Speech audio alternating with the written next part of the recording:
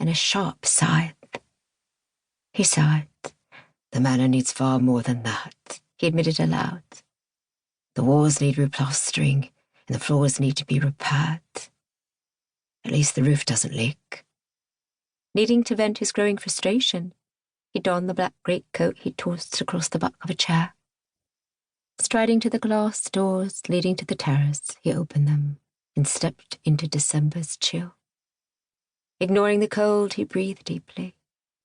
The time of year mattered not as he filled his lungs with the sweetest air known to mankind.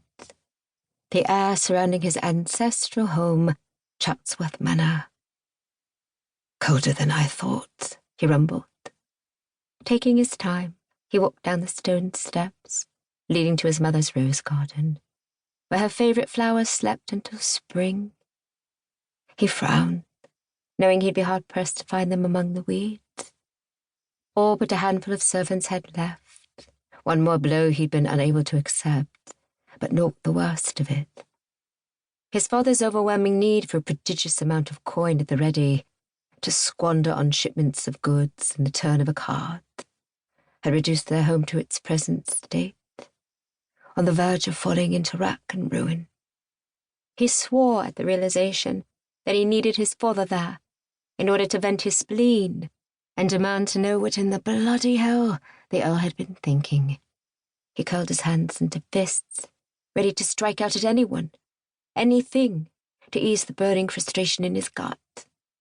Envy curdled inside him, knowing his cousin, the Duke, had so much at his fingertips, while William was losing what little he had left. A breath of frozen air swept past him, clearing his troubled thoughts, scattering them on the wind. The need to discover what happened to his father kept him company during the day and awake through the night. It was now his responsibility to see to the repairs to the family fortune and his home. Unless his father miraculously returned, the earl's title and their home were all he had left. His elder brother died of a fever when they were young. His mother died giving birth to a sister, who never opened her eyes or breathed that first life-giving breath of Sussex air. "Why do I feel cursed?" he wondered aloud. The need to quit the house and the grounds that were in such a dismal state had him striding quickly away from them until he stood in front of the barn. The damp air had him pulling his gloves out of his pockets. He rubbed his hands together as warmth was restored. The leather and fur lining cut the chill quite nicely. Mentally tallying a list, he started with the barn roof. It leaked. From there he wandered about the extensive grounds, saddened to note the spring house and the smokehouse were literally in danger of falling down if something wasn't done immediately. The field stones were still there, some of them askew and needed to be put back in place. Hopefully the structures would hold and not crumble.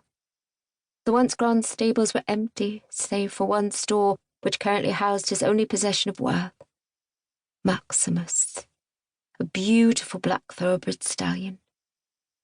Striding toward his horse, he asked, "Ready to race against the wind, my friend?" He chuckled when Maximus lifted his head and snorted. Taking that as a yes, he opened the door to the stall and led his horse outside. He saddled Maximus with the ease and efficiency that bespoke of his years spent in the stables.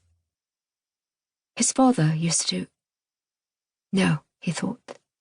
I refuse to go down that road again this morning. It'll only lead to another empty decanter of brandy and an aching head.